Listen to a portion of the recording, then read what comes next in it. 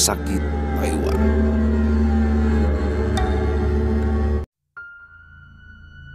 Kisah ini dialami oleh Mbak Ani yang pada waktu itu masih bekerja di Taiwan.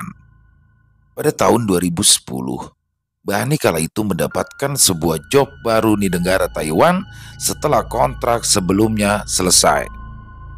Melalui agensinya, Mbak Ani pun kala itu ditempatkan di sebuah rumah dengan tugas untuk merawat seorang kakek di sebuah keluarga. Orang yang dirawat oleh Mbak Ani ini bernama Kakek Jomin. Kakek Jomin memiliki seorang istri yang juga sudah pikun serta 3 orang anak laki-laki yang kehidupannya bisa dibilang cukup mapan di negara sana. Salah seorang anak dari kakek Jomin ini berprofesi menjadi semacam lurah jika di daerah sini, dan atas kesibukannya itu beliau pun tidak dapat merawat sang ayah dan juga ibunya secara langsung. Di beberapa bulan pertama, semua pun berjalan dengan normal. Walaupun kala itu Mbak Ani tidak mendapatkan fasilitas yang cukup baik di rumah kakek Jomin, tapi Mbak Ani di sini tetap bertahan dan merawat serta menjaga kakek Jomin dengan baik. Mbak Ani pun tidak mempermasalahkan walau Mbak Ani sering tidur di sofa ruang tamu dan terkadang hanya tidur di lantai yang beralaskan karpet saja, padahal udara di sana cukup dingin. Tapi Mbak Ani pun tidak pernah mempermasalahkan itu semua. Anak-anak kakek Jomin pun awalnya masih sering mengunjungi beliau di bulan-bulan awal Mbak Ani kala itu bekerja. Terkadang mereka pun ikut juga memandikan dan merawat kakek Jomin layaknya anak-anak yang berbakti kepada orang tuanya. Hingga akhirnya penyakit kanker yang diderita oleh kakek Jomin ini terus saja menggerogoti kesehatannya dan membuat kondisi kakek Jomin melemah. Pada suatu hari, kakek Jomin mengalami demam tinggi dan kondisi tubuhnya sangat lemah. Dengan segera, Mbak Ani pun langsung menelpon anak dari kakek Jomin yang bernama Wang Jun, karena Wang Jun inilah yang memiliki kewajiban untuk merawat kedua orang tuanya tersebut. Wang Jun pun segera menelpon ambulans dan membawa ayahnya untuk pergi ke rumah sakit. Tidak lupa, Mbak Ani pun juga ikut-ikut dalam perjalanan kakek Jomin ke rumah sakit. Setelah dirawat beberapa hari, kakek Jomin pun dinyatakan sudah sehat kembali dan kala itu diperbolehkan untuk kembali pulang ke rumahnya. Pada saat itu, Mbak Ani pun di sini segera menghubungi Wang Jun untuk meminta dijemput, tapi Mbak Ani pun akhirnya harus membawa pulang kakek Jomin dengan menggunakan taksi karena Wang Jun yang sangat sulit sekali untuk dihubungi kala itu. Sesampainya di rumah, kondisi rumah kala itu sangat sepi. Hanya terdapat istri dari kakek Jomin yang bernama Nenek Sinau. Nenek Sinau yang sudah pikun itu pun hanya duduk terdiam di depan pintu samping rumahnya dengan tatapan kosong memandang hamparan tanah luas dan perbukitan di sana. Karena merasa khawatir dengan keadaan Nenek Sinau, Mbak Ani pun segera mengajak Nenek Sinau untuk masuk ke dalam rumah karena memang udara di luar kala itu terasa begitu dingin. Pada saat malam tiba, hal ganjil pun di sini mulai terjadi. Anak-anak kakek Jomin yang diharapkan bisa datang untuk menjenguk ayahnya ternyata tidak kunjung datang juga. Bahkan Mbak Ani sudah beberapa kali menghubungi mereka, akan tetapi tidak dapat tersambung karena memang kala itu cuaca sedang buruk-buruknya. Di malam menjelang tidur, Mbak Ani sekilas melihat kakek Jomin berdiri di sebuah ruangan yang hanya tertutup tirai di bagian pintunya. Karena ruangan kamar tempat kakek Jomin berada diterangi lampu, maka Mbak Ani yang sedang berada di ruang tamu dengan cahaya lampu remang di sudut ruangan itu pun dapat dengan jelas melihat kakek Jomin yang sedang berdiri dan sedang melakukan aktivitas. Entah apa yang sedang dilakukan oleh kakek Jomin tersebut, karena setahu Mbak Ani, kakek Jomin sudah tidak dapat berdiri lagi. Bahkan dalam kesehariannya pun kakek Jomin hanya duduk di kursi roda. Karena merasa penasaran, Mbak Ani pun terus memperhatikan bayangan yang terlihat dari balik tirai kamar kakek Jomin tersebut, dan hal yang dilihat Mbak Ani adalah kakek Jomin kala itu sedang melakukan ritual ibadahnya di depan sebuah patung yang ada di lemari kamarnya. Karena rasa penasaran Mbak Ani semakin membesar, Mbak Ani pun lalu memberanikan diri untuk menghampiri ruangan tempat kakek Jomin dan juga nenek Sinau berada saat itu. Dan ketika Mbak Ani mulai membuka tirai pintu kamar tempat kakek Jomin berada, betapa terkejutnya Mbak Ani ketika ia melihat kakek Jomin yang masih terbaring di atas tempat tidurnya dengan posisi yang sama seperti ketika Mbak Ani meninggalkannya. Dan beberapa detik kemudian, terdengarlah suara benda terjatuh dari depan lemari yang berada di depan Mbak Ani. Seketika itu juga, bulu kuduk Mbak Ani meremang menyaksikan kejanggalan yang terjadi itu. Dan tanpa berlama-lama lagi, Mbak Ani pun segera kembali ke sofa ruang tamu yang dijadikannya sebagai tempat tidur di setiap malamnya. Keesokan harinya, Mbak Ani pun tetap menjalankan aktivitas rutin seperti biasa. Tapi karena sudah beberapa hari ini anak-anak dari kakek Jomin tidak ada yang datang, maka tugas Mbak Ani pun bertambah dengan ikut mengawasi nenek Sinau serta memberikan kedua orang tua yang sudah pikun tersebut makan. Selama beberapa hari, Mbak Ani pun melakukan aktivitasnya tanpa adanya hal janggal yang menghampirinya hingga pada suatu malam sebelum kakek Jomin sakit dan harus dibawa kembali ke rumah sakit, Mbak Ani kembali mengalami hal janggal di rumah itu. Berawal dari suara-suara orang yang berbicara dengan bahasa Mandarin yang Mbak Ani sendiri tidak tahu apa artinya. Hingga Mbak Ani melihat dupa-dupa yang sudah dibakar itu melayang dari arah kamar kakek Jomin lalu bergerak ke arah ruang tamu dan memasuki area dapur gudang serta menembus dinding kamar yang selalu terkunci hingga akhirnya kembali lagi ke dalam kamar yang ditempati oleh kakek Jomin. Setelah itu, Mbak Ani pun kembali dikagetkan dengan suara keras seperti benda terjatuh dan juga suara jeritan dari nenek Sinau. Mbak Ani yang memang masih merasa takut pun mau tak mau harus segera memeriksa kamar kakek Jomin dan juga nenek Sinau. Dan betapa terkejutnya Mbak Ani kala itu ketika ia melihat nenek Sinau sudah duduk di depan jendela kamarnya yang terbuka, serta kamar tersebut terlihat sangat berantakan. Malam itu sekitar pukul 1 dini hari, Mbak Ani pun memutuskan untuk langsung membereskan kamar kakek Jomin dan juga nenek Sinau. Tapi sebelum itu, Mbak Ani pun mengajak nenek Sinau untuk kembali ke tempat tidurnya dan meminta nenek Sinau agar kembali tidur. Di keesokan harinya, kondisi kakek Jomin pun semakin memburuk. Hal itu dikarenakan sudah beberapa hari belakangan ini kakek Jomin tidak mendapatkan asupan makanan setelah semua makanan yang masuk ke dalam perutnya akan kembali keluar lagi. Mbak Ani pun segera melaporkan kepada anak dari kakek Jomin yang bernama Wang Jun, tapi Wang Jun justru meminta Mbak Ani menelpon sendiri ambulans dan meminta Mbak Ani untuk membawa kakek Jomin ke rumah sakit seorang diri. Awalnya, Ani sempat ragu untuk meninggalkan nenek Sinau. Akhirnya, Mbak Ani pun memilih segera menelpon ambulans dan membawa kakek Jomin ke rumah sakit karena memang kondisinya yang sudah semakin parah. Sesampainya di rumah sakit, Mbak Ani pun kembali menelpon Wang Jun. Tapi bosnya itu belum dapat menjenguk ayahnya dikarenakan kesibukannya yang sangat padat. Mbak Ani pun hanya dapat mengelus dada melihat kondisi kakek Jomin yang sedang sakit dan tidak ada satupun dari keluarganya yang menjenguk. Setelah 3 hari berada di rumah sakit, Mbak Ani pun di sini kembali menelpon Wang Jun. Dan pada siang harinya, istri Wang Jun pun datang untuk menjenguk kakek Jomin dan itu pun sangat terburu-buru. Tak lama kemudian istri Wang Jun pun pulang. Dokter pun lalu menemui Mbak Ani dan menanyakan di mana sebenarnya keberadaan keluarga kakek Jomin. Lalu Mbak Ani pun mencoba menjelaskan jika anak menantu dari kakek Jomin baru saja pulang. Dokter pun lalu meminta kepada Mbak Ani untuk kembali menghubungi keluarga kakek Jomin dan meminta persetujuan dari mereka karena kakek Jomin harus segera menjalani operasi pada bagian lambung yang memang sudah tidak berfungsi dengan baik. Penyakit kanker yang diderita kakek Jomin pun membuat organ-organ dalam tubuhnya tidak lagi bekerja secara maksimal dan bahkan nyaris tidak berfungsi. Jadi, kakek Jomin pun harus segera menjalankan operasi agar dapat memasukkan nutrisi dan makanan ke dalam tubuh kakek Jomin.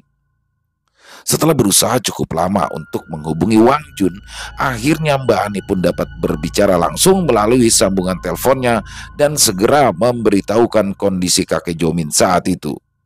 Rasa sedih dan juga rasa kecewa pun harus didapati oleh Mbak Ani yang mendengar bahwa Wang Jun tidak dapat ke rumah sakit hari itu.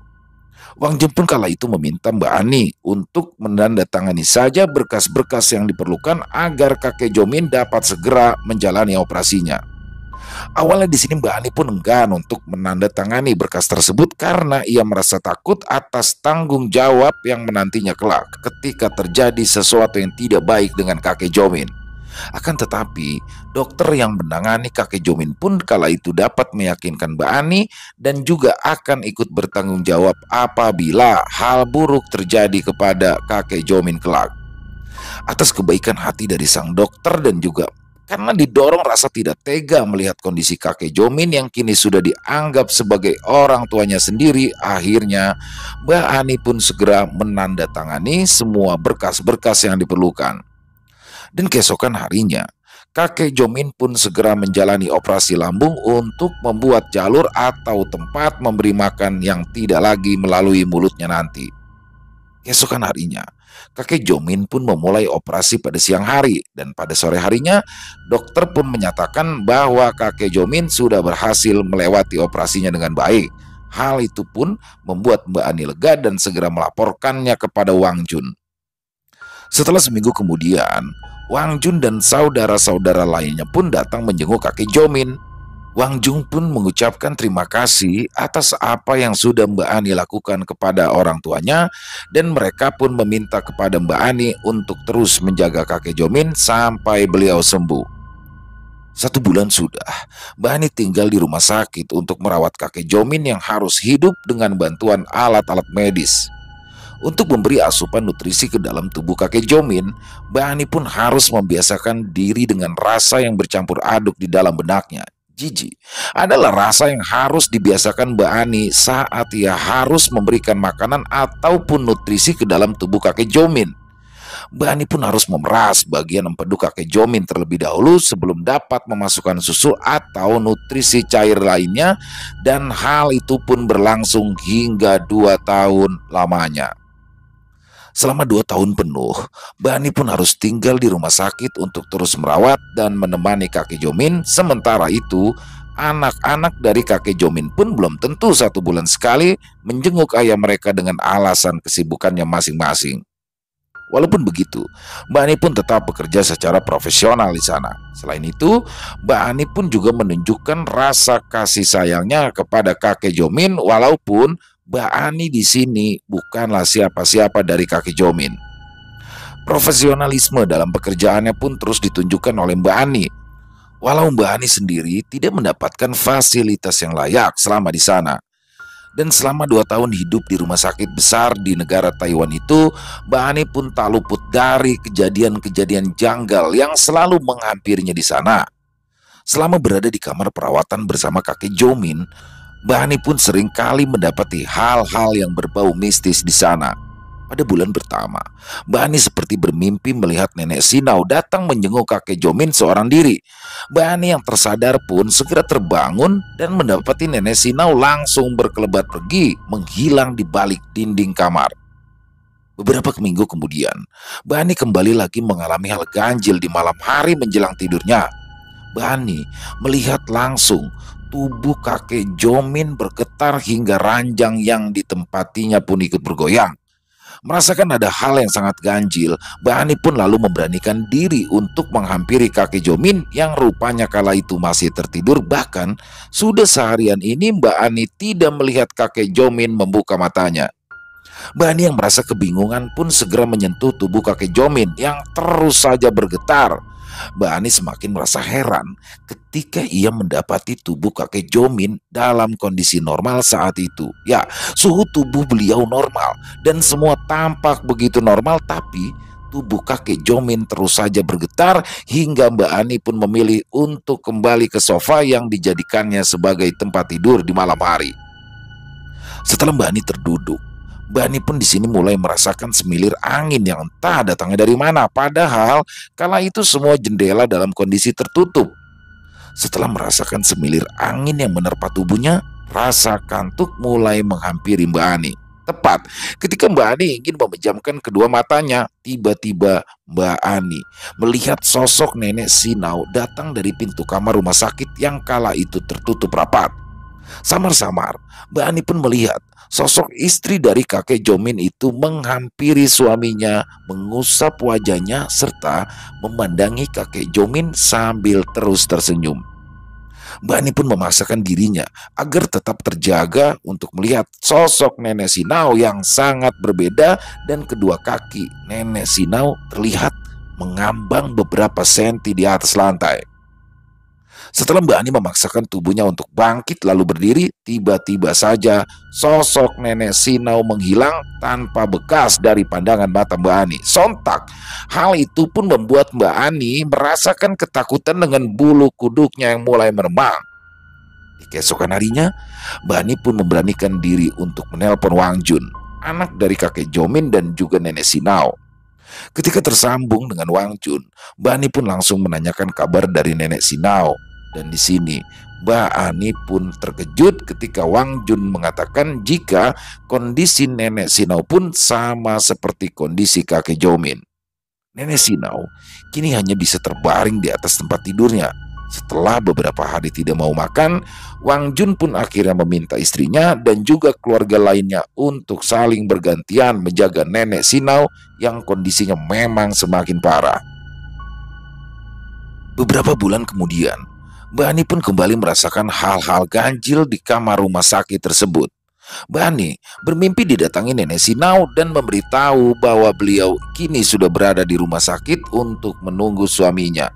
Dan ketika Mbak Ani membuka kedua matanya, kala itu Mbak Ani melihat nenek Sinau sedang berdiri di samping tubuh kakek Jomin yang saat itu sedang tertidur dengan banyak peralatan medis yang ada di tubuhnya. Kali ini Mbak Ani melihat dengan jelas sosok nenek Sinau yang berdiri melayang di atas lantai dengan gaun yang sangat indah, serta wajah nenek Sinau kala itu terlihat sangat-sangat cantik. Walaupun begitu, tetap saja Mbak Ani merasa takut kala melihat sosok yang memang kala itu ia yakini bukanlah sosok manusia. Dan inilah untuk pertama kalinya Mbak Ani dapat melihat penampakan sosok makhluk gaib yang selama ini hanya ia dengar melalui cerita-cerita yang ia dapat. Nenek Sinau pun kini terlihat tidak sungkan lagi untuk menampakkan diri di depan Mbak Ani. Bahkan Nenek Sinau pun terlihat seperti ingin mengajak Mbak Ani untuk berkomunikasi secara langsung. Tapi malam itu, kehadiran Nenek Sinau pun harus terganggu oleh seorang perawat yang tiba-tiba saja masuk ke dalam kamar rawat kakek Jomin. Dan dengan seketika, sosok Nenek Sinau itu menghilang dari pandangan mata Mbak Ani. Dan sejak saat itu, kehadiran nenek Sinau pun semakin sering dilihat oleh Mbak Ani.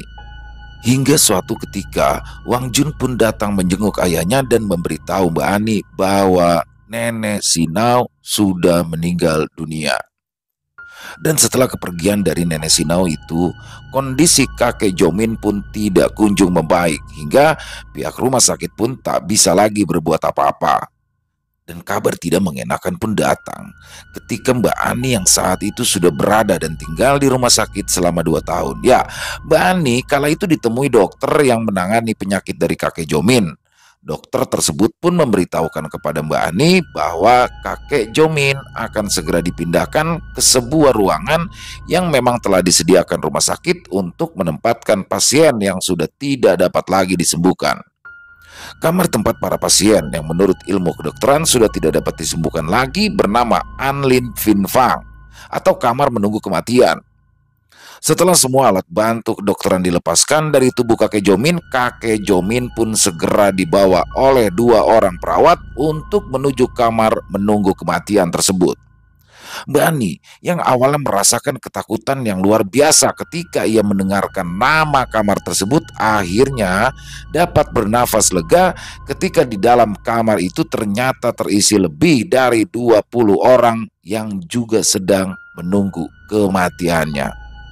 Beruntungnya, saat itu tempat tidur kakek Jomin berada di pojok ruangan besar tersebut dan dekat dengan jendela, hingga Mbak Ani pun dapat menghirup udara segar dari luar jendela tersebut. Akan tetapi, ketenangan Mbak Ani pun di sini mulai terusik ketika di hari kedua ia berada di dalam kamar menunggu kematian tersebut. Mbak Ani harus kembali menyaksikan kejadian-kejadian janggal. Saat itu, Mbak Ani yang sedang tertidur di kursi tunggunya harus terbangun ketika ia merasakan hawa di dalam kamar tersebut sangat panas. Keringat mulai membasahi tubuh Mbak Ani yang pada saat itu merasa kebingungan. Ya, kamar dengan beberapa AC pendingin pun kini terasa sangat panas hingga membuat Mbak Ani sulit bernafas. Dan di tengah kebingungannya itu, Mbak Ani pun melihat sebuah kilatan cahaya berwarna putih yang datang dengan cepat ke salah satu ranjang pasien yang juga sedang menunggu kematiannya. Setelah kilatan cahaya berwarna putih itu masuk ke tubuh seorang pasien yang terlihat masih sangat muda itu, Mbak Ani pun dibuat terkejut dengan menggelepar-geleparnya tubuh pasien itu. Dan setelah tubuhnya menggelepar, pasien tersebut tiba-tiba saja bangun dan terduduk dengan tubuh gemetar. Tak lama kemudian, pasien tersebut pun mengeluarkan suara seperti orang yang sedang tercekik, lalu tubuhnya kembali ambruk ke ranjangnya dan ia dinyatakan meninggal dunia. Menyaksikan hal tersebut sontak membuat bulu kuduk Mbak Ani meremang dan membuatnya sangat ketakutan. Beruntungnya, dua orang perawat pun kala itu segera datang untuk memindahkan pasien yang baru saja meninggal dunia tadi. Dan 2 hari setelah kejadian itu, seorang pasien yang berada tepat di samping ranjang kakek Jomin pun terlihat sangat tersiksa. Wajah putihnya berubah pucat tiba-tiba terlihat dan kedua matanya yang terpejam pun seketika terbelalak. Mbak Ani yang menyaksikan hal itu pun hanya bisa menangis, berharap semua yang ia alami itu segera berakhir. Mbak Ani yang saat itu duduk di sebelah ranjang kakek Jomin pun dengan sangat jelas menyaksikan orang yang sedang menunggu kematiannya tersebut kesakitan sama seperti pasien sebelumnya. Tubuh orang yang ada tepat di sebelah Mbak Ani itu terlihat menggelepar dengan hebat. Wajah putih kemerahannya tiba-tiba berubah menjadi merah keunguan, bahkan mulai menghitam. Kedua mata orang tersebut terbelalak, seperti orang yang sedang terkejut ketika menyaksikan sesuatu. 1 minggu sudah, Mbak Ani berada di ruang tunggu kematian bagi pasien yang sudah dinyatakan tidak dapat disembuhkan itu. Mbak Ani pun sudah total melihat 3 orang yang tersiksa sebelum kematian datang menjemput mereka. Anehnya, ruangan itu seolah tidak pernah kosong. Setelah 1 orang mati, maka akan datang lagi orang baru di ranjang yang hanya kosong untuk beberapa saat itu. Dan yang membuat Mbak Ani sangat tersiksa adalah Mbak Ani harus berada di ruangan itu bersama kakek Jomin selama 2 bulan lamanya. Mbak Ani yang memang sudah merasa tidak tahan pun sempat ingin kembali kepada agensinya. Tapi karena sudah terbentur peraturan dan juga kontrak yang berlaku, Mbak Ani pun akhirnya memilih untuk tetap menemani kakek Jomin sampai akhir hayatnya. Kejadian-kejadian mistis pun mulai ditemui Mbak Ani. Setelah seminggu ia berada di kamar menunggu kematian tersebut. Di malam yang sangat dingin itu, Mbak Ani kembali melihat nenek Sinau datang menghampiri kakek Jomin. Bahkan nenek Sinau yang sudah diketahui sudah meninggal dunia itu meminta Mbak Ani untuk bersabar sedikit lagi karena kakek Jomin belum menemukan jalan untuk kembali ke asalnya. Nenek Sinau pun di sini mengatakan bahwa beliau tidak bisa memberitahu jalan yang akan dilalui oleh kakek Jomin untuk kembali menemukan sosok yang tepat setelah ia kembali ke asalnya. Jadi, Nenek Sinau seolah memberitahukan bahwa kakek Jomin belum menemukan tempat untuk dia bisa kembali bereinkarnasi. Di hari berikutnya, Mbak Ani yang tertidur pulas di kursi tunggunya kembali dikejutkan oleh suara yang terdengar sangat mengerikan. Dan setelah suara itu menghilang, Mbak Ani pun melihat sebuah bayangan hitam yang terlihat berjalan ke arah salah satu pasien yang ada di ruangan tersebut. Langkah dari sosok makhluk hitam besar itu terasa menggetarkan ruangan tempat Mbak Ani berada. Mbak Ani yang ingin segera pergi dari ruangan itu tidak dapat menggerakkan tubuhnya. Jangankan bergerak, untuk sekedar memejamkan kedua matanya saja Mbak Ani tak mampu melakukannya. Dengan tubuh gemetar, Mbak Ani pun harus menyaksikan penyiksaan yang dilakukan oleh sosok makhluk hitam dan besar tersebut kepada salah satu pasien yang ada di ranjang kelima dari arah tempat kakek Jomin berada. Mata dari sosok makhluk yang wajahnya tak terlihat itu mulai menyala merah ketika sosok tersebut mulai mencekik pasien yang ranjangnya mulai terdengar bergetar. Setelah mencekik pasien itu, sosok makhluk gaib yang melayang di atas lantai itu lalu memukuli bagian dada dari pasien malang tersebut, dan bersamaan dengan itu darah segar mulai keluar dari mulutnya. Setelah pasien itu menyeburkan darah kental dari mulutnya, mata pasien itu pun kembali terlihat melotot ke arah atas, dan dengan sadisnya sosok makhluk hitam itu segera menghujamkan sebuah benda yang tiba-tiba muncul di tangannya. Pasien yang sudah tidak berdaya itu pun akhirnya harus mati dengan darah yang membasahi pakaiannya, dan sosok makhluk hitam tadi pun menghilang secara perlahan, seolah seperti debu yang tertiup angin, meninggalkan seorang pasien yang mati dengan mata terbelalak. Bani yang masih terduduk lemas setelah menyaksikan kejadian mistis itu baru bisa menggerakkan tubuhnya ketika beberapa perawat mulai datang untuk memindahkan jenazah pasien yang baru saja meninggal dunia itu.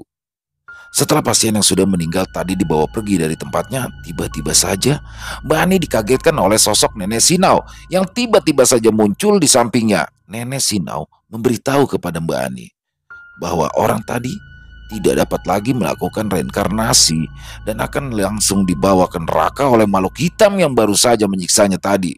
Mengetahui hal itu, Mbak Ani pun lalu memberanikan diri untuk menanyakan apa yang terjadi kepada Nenek Sinau hingga sampai hari ini dia masih berada di dunia ini. Aku tidak mau suamiku menemui jalan buntu hingga dia tidak dapat melakukan reinkarnasi. Jadi aku akan terus membantu suamiku untuk menemukan jalannya agar dia dapat kembali bereinkarnasi, jawab Nenek Sinau menjelaskan kepada Mbak Ani. Lalu, apakah nenek sudah menemukan jalan untuk bereinkarnasi? Tanya Mbak Ani yang semakin penasaran dengan kepercayaan yang dianut oleh pasangan kakek dan nenek itu. Aku memiliki harta yang sudah aku sumbangkan sebelum aku sakit, dan harta itu sudah dikembalikan kepada orang yang berbakti kepadaku. Jadi, aku tidak perlu lagi mencari jalan untuk bereinkarnasi, karena kapanpun aku mau, aku akan kembali terlahir ke dunia ini lagi, ujar Nenek Sinau yang langsung berdiri dan menghampiri kakek Jomin. Lalu, kenapa kakek Jomin sangat sulit menemukan jalan untuk kembali ke asalnya dan memulai kembali reinkarnasinya? Tanya Mbak Ani kepada Nenek Sinau yang masih mengusap wajah kakek Jomin. Seluruh harta suamiku telah diberikan kepada anak-anaknya yang tidak berbakti kepada kami. Hingga akhirnya suamiku ini sangat sulit untuk menemukan jalannya kembali, jawab Nenek Sinau yang kini tertunduk lesu. Kesedihan pun sepertinya dirasakan oleh Nenek Sinau yang mengetahui bahwa tidak ada satu orang pun dari anak-anaknya yang menunggui suaminya di saat suaminya berada di rumah sakit hingga suaminya harus menunggu kematiannya. Nenek Sinau pun menceritakan bahwa di malam sebelum kakek Jomin dirawat di rumah sakit merupakan malam perpisahan mereka, di mana pada malam itu Mbak Ani mulai melihat hal-hal ganjil di rumah kakek Jomin dan Nenek Sinau. 1 bulan sudah Mbak Ani berada di ruang menunggu kematian. Tapi anehnya, kakek Jomin di sini masih bertahan. Walaupun tubuhnya sudah tidak kemasukan nutrisi sama sekali di ruangan itu. Semua pasien memang sudah tidak lagi menggunakan alat apapun dan sudah tidak diberikan obat apapun hingga si pasien tersebut akan mati dengan sendirinya. Selama 1 bulan itu, tidak ada juga anak-anak dari kakek Jomin yang menjenguk ayahnya. Bahkan ketika Mbak Ani mencoba untuk menghubungi Wang Jun, dia pun mengatakan tidak ingin melihat ayahnya sekarat dan akan menunggu abu ayahnya itu setelah dikremasi nanti. Kesal kalau mendengar hal itu, Mbak Ani pun langsung memaki Wang Jun menggunakan bahasa Jawa yang tentunya tidak dimengerti oleh Wang Jun. Setelah itu, Mbak Ani pun langsung memutuskan sambungan teleponnya tanpa berbasa-basi lagi. Di hari itu, Mbak Ani pun didatangi oleh seorang perawat yang merasa heran atas kondisi dari kakek Jomin. Karena memang baru kali ini perawat itu menemukan orang yang sudah 1 bulan tidak makan dan tidak minum, tapi masih dapat hidup dengan penyakit yang dideritanya. Di hari itu juga, Mbak Ani pun lalu menceritakan apa yang sudah dialaminya selama ia berada di rumah sakit tersebut sampai dia berada di ruang menunggu kematian. Tapi sepertinya sang perawat itu tidak mempercayai sama sekali cerita dari Mbak Ani. Bahkan perawat itu pun hanya tertawa ketika mendengar kata reinkarnasi. Itu hanya dongeng, Mbak. Tidak ada reinkarnasi dalam dunia ini. Ketika orang sudah mati, maka mereka akan hilang dan sudah tidak ada dimanapun, ujar perawat tersebut yang sepertinya ia menganut faham ateisme. Di bulan kedua Mbak Ani berada di ruangan itu, hal mistis pun kini mulai terlihat lebih mengerikan. Ya, malam itu, sekitar pukul 11 malam, Mbak Ani dikagetkan oleh suara yang terdengar seperti memanggil-manggil namanya. Dan ketika Mbak Ani sadar, Mbak Ani pun kala itu sangat terkejut ketika ia mendapati kakek Jomin yang sudah dalam posisi duduk.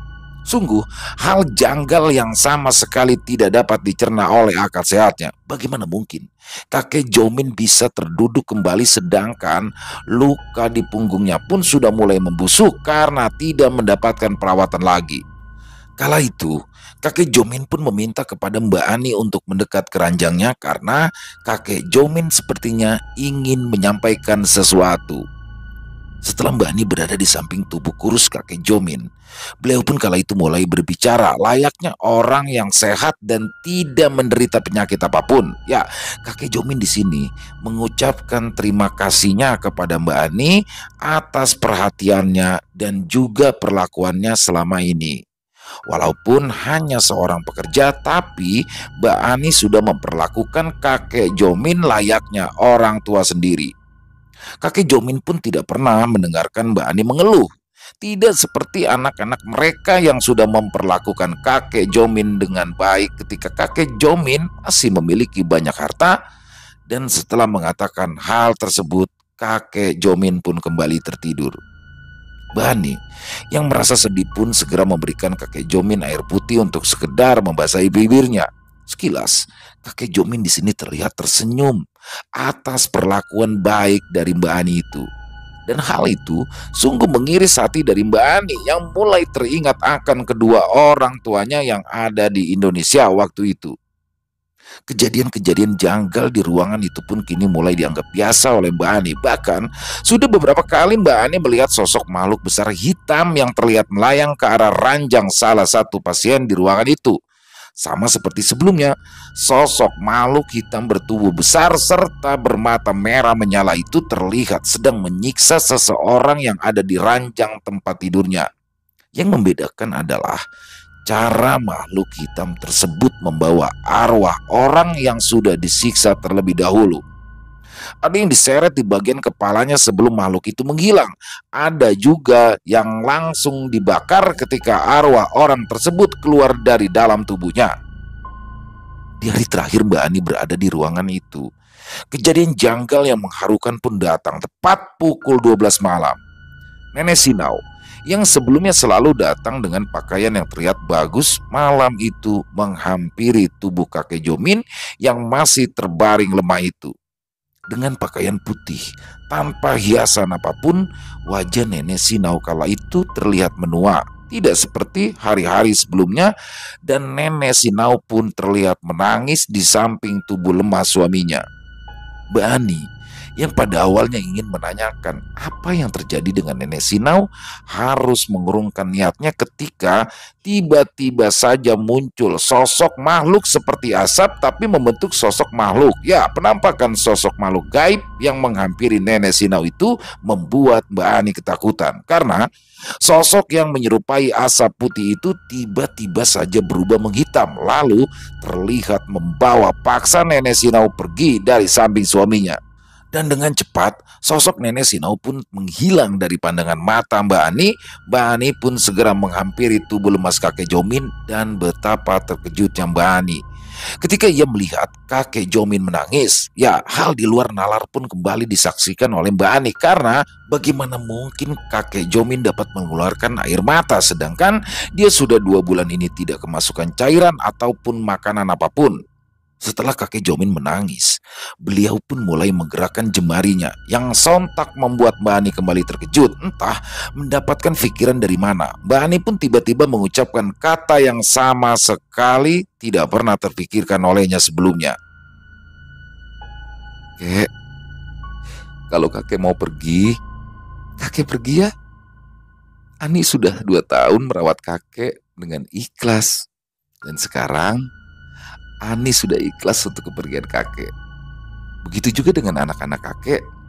Mereka sudah ikhlas dan merelakan kakek untuk pergi, ujar Mbak Ani di depan tubuh yang tinggal tulang terbungkus kulit tersebut. Nenek Sino juga sepertinya sudah pergi dan sudah menemukan apa yang ia cari. Semoga kakek dapat menyusul nenek ya, dan menemukan apa yang kakek cari, imbu Mbak Ani lagi. Setelah itu Mbak Ani melihat kakek Jomin menghirup nafas dalam-dalam sebanyak 3 kali, dan setelah itu tubuhnya gemetar hebat hingga ranjang tempatnya terbaring bergoyang dan menimbulkan suara berisik. Tepat di saat kejadian itu, perawat yang biasa menghampiri Mbak Ani dan mengajak Mbak Ani mengobrol pun datang menghampiri. Perawat tersebut merasa sangat heran dengan apa yang ia lihat. Ya, ia melihat tubuh kakek Jomin bergetar hebat. Perawat yang semula menganggap hal gaib adalah dongeng pun mulai terkesima kala menyaksikan saat-saat terakhir kakek Jomin pergi. Menurut perawat itu, ia baru kali ini menyaksikan kejadian yang dianggapnya di luar nalar. Ya, kejadian yang dengan seketika merubah pikirannya serta mulai memberikannya pengetahuan baru. Bani dan juga perawat itu melihat dengan jelas sosok makhluk hitam besar dengan mata merah yang sudah berkali-kali dilihat oleh Mbak Ani. Melihat sosok gaib tersebut, sang perawat pun mulai ketakutan dan menggenggam erat tangan Mbak Ani seraya mengajak Mbak Ani untuk menjauh dari ranjang tempat tidur kakek Jomin. Sosok makhluk hitam itu mulai melakukan tugasnya seperti yang sudah ia lakukan terhadap beberapa orang yang berada di ruang menunggu kematian itu. Tangan besar makhluk hitam besar itu mulai memukul tubuh kurus kakek Jomin hingga berkali-kali. Setelah itu, sosok makhluk hitam besar dengan mata merah menyala itu mulai mencekik leher kakek Jomin. Dan setelah arwah dari kakek Jomin keluar dari tubuhnya, sosok hitam besar tersebut lalu menyambarnya dan membawa pergi arwah kakek Jomin dengan sangat cepat. Perawat yang ada di samping Mbak Ani pun mulai tenang, walaupun wajahnya kala itu terlihat sangat pucat karena ketakutan. Sambil mengurus jenazah kakek Jomin, perawat itu pun lalu mulai menanyakan tentang apa yang tadi ia lihat. Apakah itu tadi manusia atau semacam manusia? Tanya perawat itu penasaran. Mbak Ani yang sempat bingung untuk menjawab pertanyaan dari perawat itu pun lalu menjawabnya dengan tenang. Itu tadi malaikat penyabut nyawa. Selorong Mbak Ani yang membuat perawat itu terkejut. Malaikat itu manusia atau bukan? Tanya perawat tersebut dengan wajah bingungnya. Malaikat itu ya makhluk ciptaan Tuhan sama seperti kita. Ya sulit kalau kamu tidak mempercayai Tuhan, maka tidak usah lagi menanyakan apa yang sudah kau saksikan tadi, jawab Mbak Ani yang mulai merasa kesal menjelaskan kepada orang yang tidak mempercayai keberadaan Tuhan sebagai pencipta alam semesta serta makhluk-makhluknya. Suatu saat nanti aku pasti akan belajar tentang Tuhan, karena aku telah menyaksikan sendiri bahwa ada kehidupan lain selain kehidupan di dunia ini, jawab perawat itu sambil tersenyum ke arah Mbak Ani. Setelah menyelesaikan tugasnya di ruangan itu, Mbak Ani pun segera keluar dari ruangan itu dan membereskan barang-barangnya yang berada di loker rumah sakit. Tidak terasa, Mbak Ani sudah hidup dan tinggal di rumah sakit selama 2 tahun 2 bulan untuk merawat kakek Jomin. Dan selama itu pula Mbak Ani pun menemukan banyak sekali kejadian janggal yang membuatnya makin terbiasa dengan hal-hal ganjil yang berbau mistis. Dan karena pengalamannya itulah, Mbak Ani pun lebih mendekatkan diri kepada sang pencipta alam semesta beserta makhluk-makhluknya Dan sepertinya memang apa yang disaksikan oleh Mbak Ani saat itu adalah sosok makhluk gaib yang memang bertugas untuk menjemput kematian seseorang. Setelah kakek Jomin meninggal dunia, Mbak Ani pun kembali ke agensinya untuk kembali ditempatkan di tempat lain. Pengalaman menyedihkan dan juga sangat mengerikan itu Mbak Ani alami langsung sewaktu Mbak Ani bekerja di negara Taiwan. Mungkin pada lain kesempatan Mbak Ani akan kembali menceritakan pengalamannya yang mulai terbiasa bersinggungan langsung dengan hal-hal gaib. Dan pengalaman pertamanya adalah ketika ia harus merawat kakek Jomin terus melekat di benaknya hingga saat ini. Selesai. Wow, luar biasa. Kisah dari Mbak Ani di pengalaman kerjanya sebagai TKI di negara Taiwan ya. Sungguh luar biasa, dan kisah yang cukup menegangkan ini juga dipadukan dengan editing daripada Mas Untung Prasetyo atau Bang Untung Prasetyo, sehingga terkemas menjadi luar biasa. Sekali lagi terima kasih untuk Mbak Ani yang ada untuk saat ini Mbak Ani di Singapura ya. Itu jadi kisah yang tadi dibawakan itu adalah di tahun 2010 yang mana pengalaman kerjanya Mbak Ani di negara Taiwan. Dan terima kasih juga untuk Bang Untung Prasetyo yang membuat kisah ini menjadi sangat nikmat ya, sangat nyaman untuk didengar, dan banyak sekali hikmah yang bisa kita ambil dalam kisah ini. Selain horornya yang dapat banget ya, karena menjaga seorang lansia ya, terutama di rumah sakit, apalagi baru tahu tuh kalau di Taiwan ada ya ruang menunggu kematian, itu luar biasa. Dan mental Mbak Ani di sini sangat kuat ya, mungkin jarang orang berani seperti Mbak Ani, apalagi seorang perempuan ya, di dalam ruangan yang dari namanya aja itu udah horor banget ya, ruang menunggu kematian. Jadi sekali lagi keren banget. Banyak sekali hikmah yang bisa kita dapat dari kisah ini. Yang pasti pelajarannya adalah bagaimana seorang anak dalam merawat seorang ayah ya, atau orang tua. Karena di sini dikisahkan 3 anaknya semuanya sibuk dengan pekerjaannya masing-masing, sibuk dengan dunianya masing-masing tanpa lagi memperdulikan orang tuanya yang malah sudah membesarkannya, terbaring terkapar di rumah sakit dan tidak memperdulikannya sama sekali ya. Walaupun ya dia bisa membayar orang, tapi paling tidak dalam 1 bulan ada berapa kali lah gitu ya. Tapi itu kembali lagi kepada manusianya, dan itu menjadi pelajaran yang berharga untuk kita semua. Bahwa anak-anaknya bisa sesibuk itu, anak-anaknya bisa hebat seperti itu, ya pasti karena kedua orang tua. Jadi itu sih ya salah satu yang paling penting untuk dipetik. Dan semoga kisah barusan bisa menghibur para teman-teman, para pecinta daripada kisah horor misteri, dan juga lebih khususnya kepada seluruh subscriber dari Ilo Bercerita. Untuk yang baiknya, ayo kita ambil, yang buruknya dibuang-buang saja. Dan silakan buat yang punya komentar lain mungkin ya, silakan bisa dituliskan di kolom komentar, ataupun hanya sekedar saling menyapa, silakan, insya Allah kami akan membalasnya satu persatu. Dan sekali lagi kami ucapkan terima kasih kepada seluruh subscriber daripada Ilo Bercerita yang sudah setia menemani kami, sudah setia hadir di setiap konten kami. Kami ucapkan terima kasih sebesar-besar, karena teman-teman lah, karena kehadiran teman-teman lah, kami selalu bersemangat dalam berkarya di setiap harinya. Dan buat yang suka dengan video tadi, silakan bisa diklik tombol like-nya ya, tombol jempolnya, bisa juga di-share link video ini ke teman-temannya yang lain atau ke saudara-saudaranya agar juga bisa ikut menikmatinya. Buat yang baru bergabung dan baru bertatap muka dengan saya, halo, silakan yuk diklik dulu tombol merah subscribe-nya. Atau yang sudah lama bergabung tapi oh iya lupa ternyata belum subscribe ya, diklik dulu tombol merah subscribe-nya, lonceng notifikasinya jangan lupa dinyalakan agar teman-teman selalu mendapatkan notifikasi dari konten-konten yang akan kami upload selanjutnya di setiap hari untuk channel Ilo Bercerita. Setiap jam 9 malam kami upload, di setiap harinya di jam 9 malam ya. Dan lanjut buat mungkin teman-teman yang ingin seperti Mbak Ani ya, silakan bisa mengirimkan kisah-kisahnya ya yang bertemakan horor misteri yang berdasarkan dari pengalaman pribadi. Jadi pribadi di sini sebenarnya bukan hanya diri sendiri ya, bisa jadi pengalaman keluarga atau pengalaman teman dekat ya. Boleh, silakan bebas bisa dikirimkan ke nomor telepon yang ada di bawah sini. Bebas ya, dalam bentuk tulisan boleh, by WA, dalam bentuk rekaman suara atau audio, voice note boleh, bebas, senyamannya teman-teman aja.